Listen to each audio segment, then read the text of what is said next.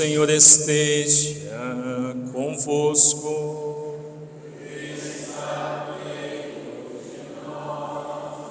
Proclamação do Evangelho de Jesus Cristo, segundo São Mateus.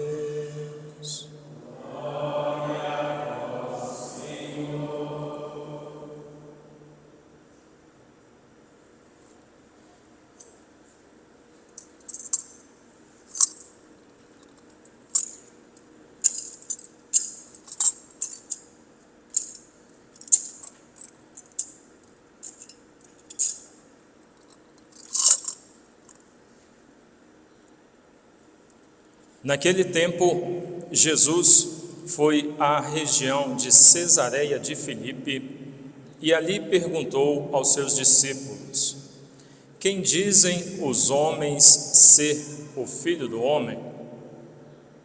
Eles responderam: alguns dizem que é João Batista, outros que é Elias, outros ainda que é Jeremias ou algum dos profetas. Então Jesus lhes perguntou: e vós, quem dizeis que eu sou? Simão Pedro respondeu: tu és o Messias, o Filho do Deus vivo. Respondendo, Jesus lhe disse: feliz és tu, Simão, filho de Jonas, porque não foi um ser humano que te revelou isso, mas o meu Pai que está no céu. Por isso eu te digo que tu és Pedro, e sobre esta pedra construirei a minha igreja, e o poder do inferno nunca poderá vencê-la. Eu te darei as chaves do reino dos céus. Tudo o que tu ligares na terra será ligado nos céus. Tudo o que tu desligares na terra será desligado nos céus. Palavra da salvação. Glória a vós, Senhor.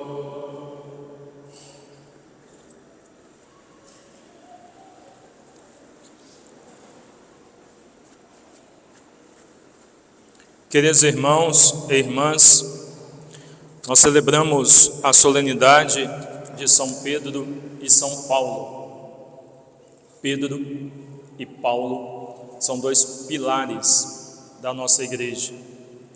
De modo especial, por causa de Pedro e de Paulo, hoje a igreja católica está no mundo todo, espalhada.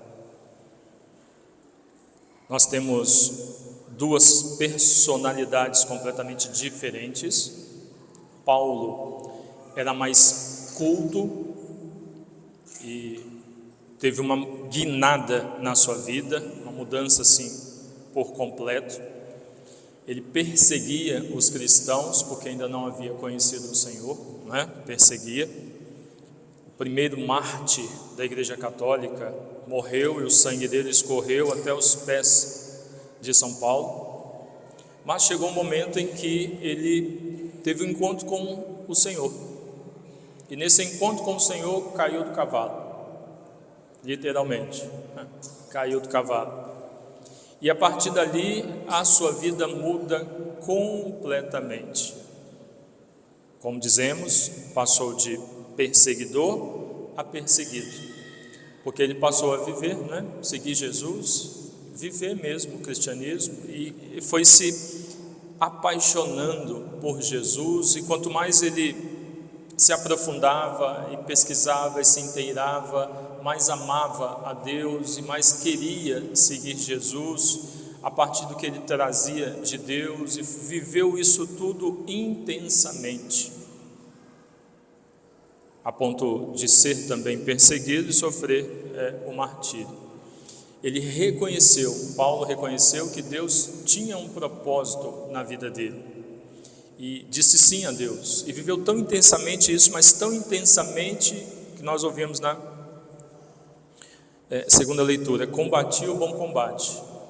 Ele chega no fim, o momento no tempo dele, quando chegará o momento, o tempo nosso, e diz: a missão que Deus me confiou, eu já cumpri. O que eu tinha que fazer, eu já fiz, né? Então, ao olharmos para a vida de Paulo, o que foi sua conversão, a mudança, sua adesão a Cristo, seu amor a Deus, e também esta frase, né, que nos provoca, nós precisamos olhar para a nossa vida. E nós? E nós? Porque nós não estamos aqui neste mundo de passagem. Deus tem também um projeto, uma missão para cada um de nós. E a nossa resposta a Deus, qual tem sido? Porque também chegará o tempo nosso, em que Deus também nos chamará. E nós não sabemos quando será. E se for hoje? E se Deus te chamar hoje? Você pode dizer, assim como Paulo: Senhor, pode me chamar, posso ir, pode me levar, porque eu combati o bom combate. A missão que o Senhor me deu, eu cumpri. O que precisava ser feito, eu fiz. Será? Com a vida que você está levando, com as coisas que você está fazendo, você pode também dizer isso? Eu já estou em condições de ir e de ser acolhido pelo Pai, né? Porque diante do chamado que Deus nos faz, isso nós vemos tanto na vida de Pedro quanto na vida de Paulo, diante do chamado que Deus nos faz, nós precisamos dar uma resposta para Deus. Não pode ficar em cima do muro. Ou é sim ou é não. Ou eu te sigo e vivo a missão que o Senhor está me confiando, ou então eu não quero saber disso, vou viver a minha vida como eu quiser. Qual tem sido a sua resposta? É fato que o Senhor nos chamará. E quando nos chamar, precisaremos também nós ter cumprido a missão que o Senhor nos confiou. Pedro é o oposto de Paulo. Pedro é um homem simples. Não que Paulo não fosse simples, né? Mas de personalidade, Pedro é uma figura mais simples, pescador, mas de personalidade forte também. Isso nós vemos nos evangelhos. Quando Jesus fazia alguma pergunta, Pedro era sempre aquele que tomava a frente para dar a resposta, por ser mais velho no grupo, né, que Jesus formou. No evangelho de hoje nós vemos um testemunho que ele dá. Jesus, cumprindo, né, ali a sua missão, pergunta: quem é esse povo, esse monte de gente que está vindo aqui, está vendo esses milagres que eu estou fazendo, está ouvindo as histórias que eu estou contando, quem que esse povo diz que eu sou? Interessante, né? Diante de Jesus tinha sempre tanta gente e muitos não sabiam dizer quem era Jesus. Alguns dizem que é Elias, outros que é João Batista, outros alguns dos profetas que ressuscitou.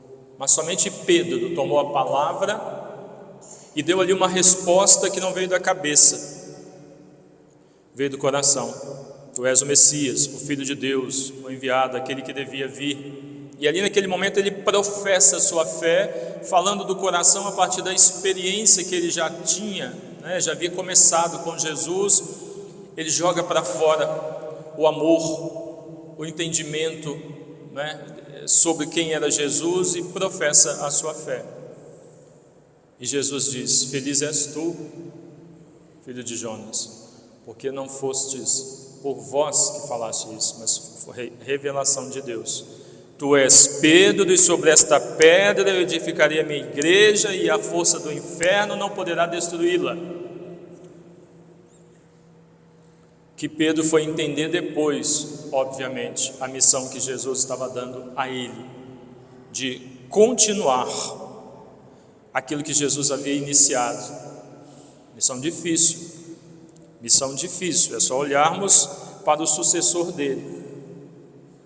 Conduzir a igreja é muito difícil, conduzir uma paróquia, conduzir uma diocese, conduzir a igreja no mundo inteiro é uma missão muito difícil, mas Jesus dá a Pedro esta missão, esta autoridade, porque alguém precisa assumir. Ele viu em Pedro aquele que tinha condições de assumir isso. Qual que foi a missão dada a Pedro? A missão da igreja, a missão da religião cristã. Religião significa religare. Então a função, a missão da religião é religar o povo que se perdeu ou que está perdido a Deus. E a Igreja Católica faz isso com maestria. E somente nesse sentido a Igreja Católica faz isso. Porque só a Igreja Católica é sacramental e vive os sacramentos. E são os sacramentos o canal de graça que nos liga imediatamente a Deus. Você está em pecado. Você está em pecado. Está indo contra aquilo que Deus pede. Está manchado o pecado. Está às portas do inferno pela vida de pecado que você está levando. Aí você reconhece que está no erro, faz seu exame de consciência, decide confessar-se. Vai até o sacerdote, confessa os seus pecados, recebe a absolvição, completada, encerrada a sua confissão, aqueles pecados que você trazia consigo, você já não tem mais.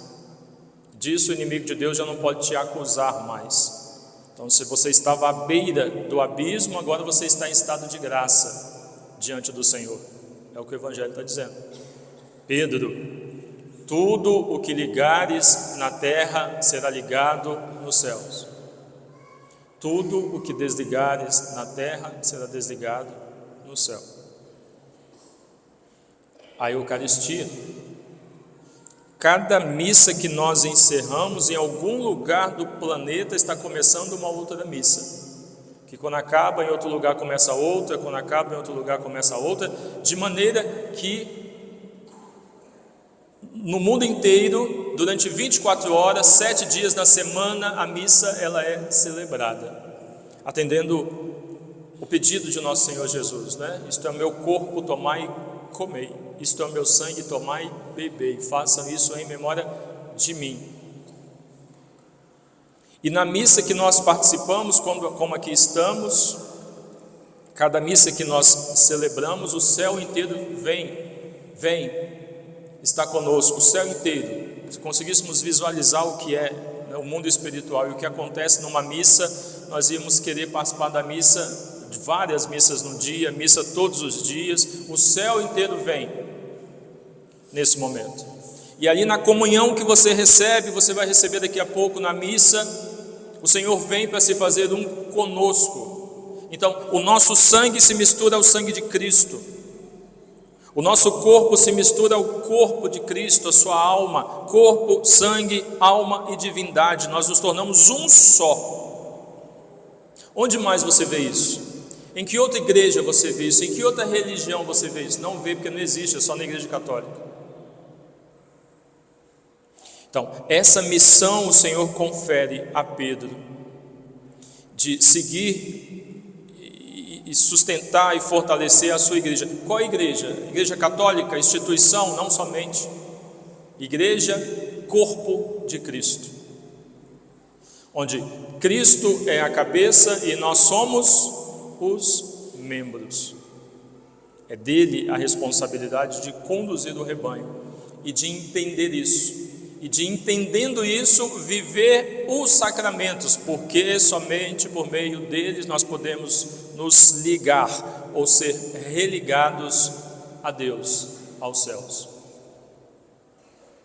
Então, Paulo e Pedro compreenderam muito bem isso e viveram intensamente a sua fé.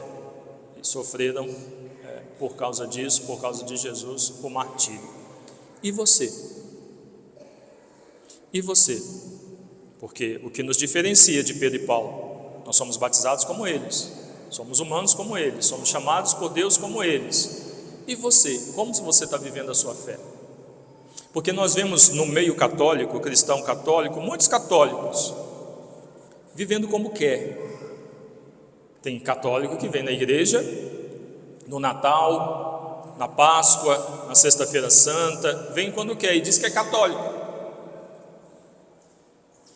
Tem católico que é batizado na igreja católica, desaparece da igreja, vive a vida errada, vive como quer, distante de Deus, não faz nada que Deus quer, não participa de missa, não reza, não faz nada.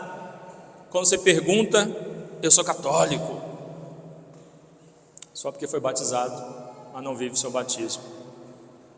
E aí nós olhamos para esses homens, e não somente Pedro e Paulo, mas os santos, os mártires da nossa igreja, como Santo Estevão, para os mártires da igreja, o que viveram essas pessoas e como viveram a sua fé.